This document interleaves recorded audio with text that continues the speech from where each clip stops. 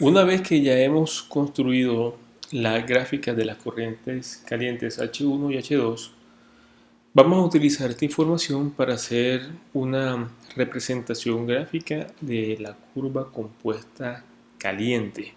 Esta curva compuesta caliente tiene unas características. Primera característica es que el rango de temperaturas en el que se va a mover contempla la temperatura de target más baja y contempla la temperatura de supply más alta. Dicho de otra forma, esta representación arrancará con la temperatura de supply de aquella corriente caliente que tenga la temperatura de supply más alta y terminará con una temperatura de target igual a la temperatura de target de aquella corriente caliente que tenga la temperatura de target más baja. Esa es la primera característica. La segunda característica es que el valor que vamos a encontrar acá de la altura vendría siendo una representación apropiada de la cantidad total de energía que hay que remover de las corrientes calientes del proceso. Por lo tanto, aquí para el caso de nuestras corrientes, que son dos, esa altura será igual a la suma de HH1 y HH2. Esas dos características se deben satisfacer o se deben cumplir, se deben presentar en la corriente compuesta caliente.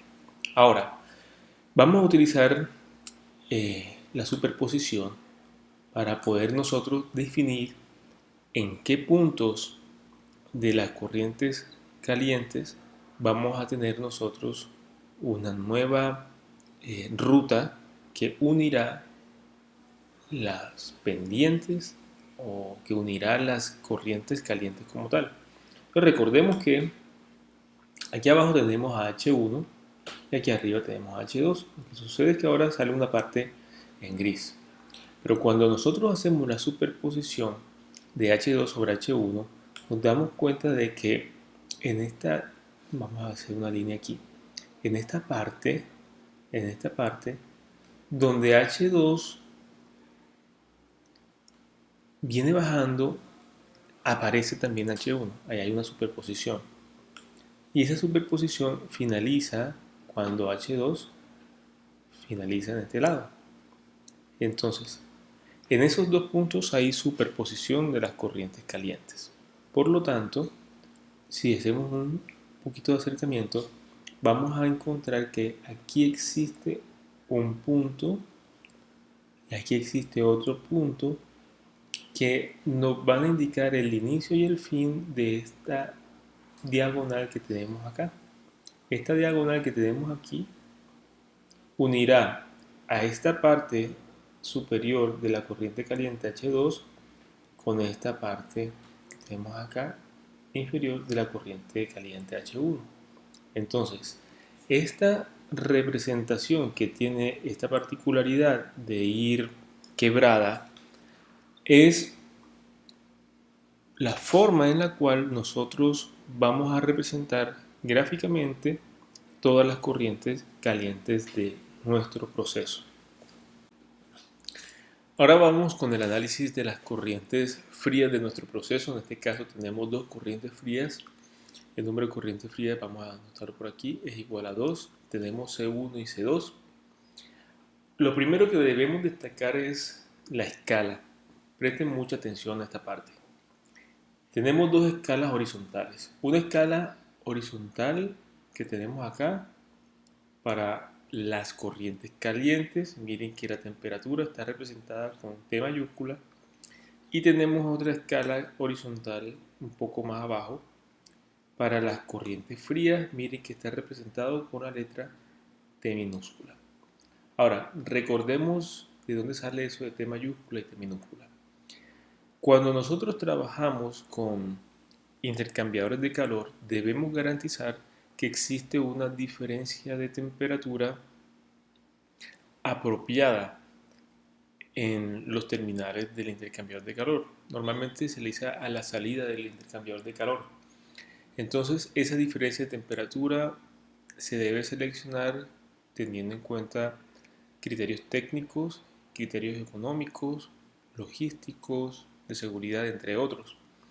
Ya en la clase vimos que tenemos esta gráfica en la que si la diferencia de temperatura, nos vamos muy al extremo, vamos por este lado, si la diferencia de temperatura es de 0 grados Celsius, por ejemplo, estaríamos en un equilibrio térmico y por lo tanto el área del intercambiador de calor sería infinitamente grande y los costos fijos serían infinitamente grandes.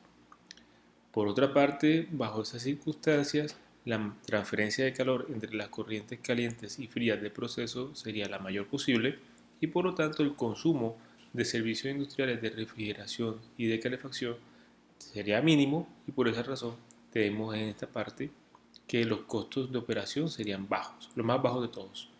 El otro extremo sería irnos por este lado, diferencia de temperatura muy grande. En ese caso no existiría mucha transferencia de calor entre las corrientes calientes y frías del proceso, por lo tanto no se requeriría un área muy grande de transferencia de calor y los costos fijos asociados a la compra de los intercambiadores de calor sería pequeña. Sin embargo, al no existir transferencia de calor de las corrientes calientes a las corrientes frías del proceso, tendríamos nosotros la necesidad de utilizar muchos servicios industriales de calefacción y de refrigeración y por esa razón los costos de operación serían muy elevados. Cuando sumamos estas dos gráficas que nos dan los costos fijos y los costos de operación, tendremos los costos totales, que es la gráfica negra que tenemos acá. Y para esos costos totales tenemos nosotros una diferencia de temperatura a la salida de los intercambiadores de calor que me da unos costos totales anualizados mínimos. Y esa diferencia de temperatura óptima, ya se lo había comentado, depende de los precios de los equipos que se van a comprar y depende de los precios de los servicios industriales que se van a comprar.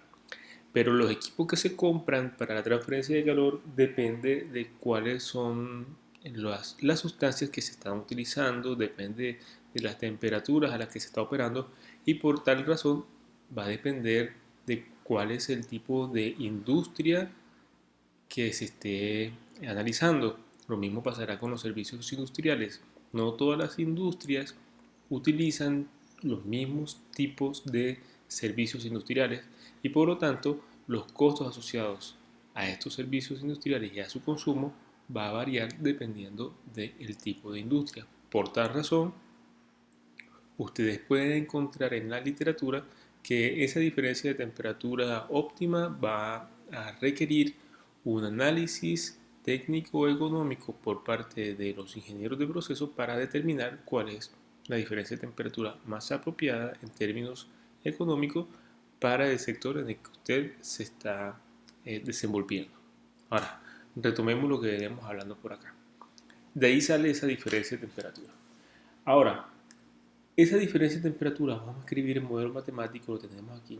Esa diferencia de temperatura vendría siendo la que existirá entre las corrientes calientes y frías a la salida del intercambiador de calor.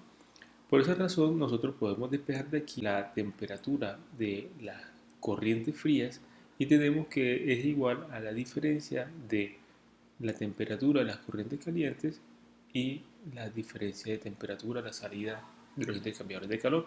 Esta ecuación que está aquí es la misma ecuación que tenemos acá. Ahora, si nos vamos a analizar qué pasa de una escala a la otra, quiere decir que de una escala a la otra vamos a tener un salto igual a delta T. Dicho de otra forma, si nosotros aquí tuviésemos una temperatura, por ejemplo, de 350 Kelvin, vamos a decir que esta temperatura aquí está en Kelvin, que esa temperatura aquí fuese de 350 Kelvin, la temperatura, la temperatura de 350 Kelvin en la escala caliente tiene una representación en la escala fría. Y en la escala fría entonces sería igual a 350 Kelvin menos la diferencia de temperatura.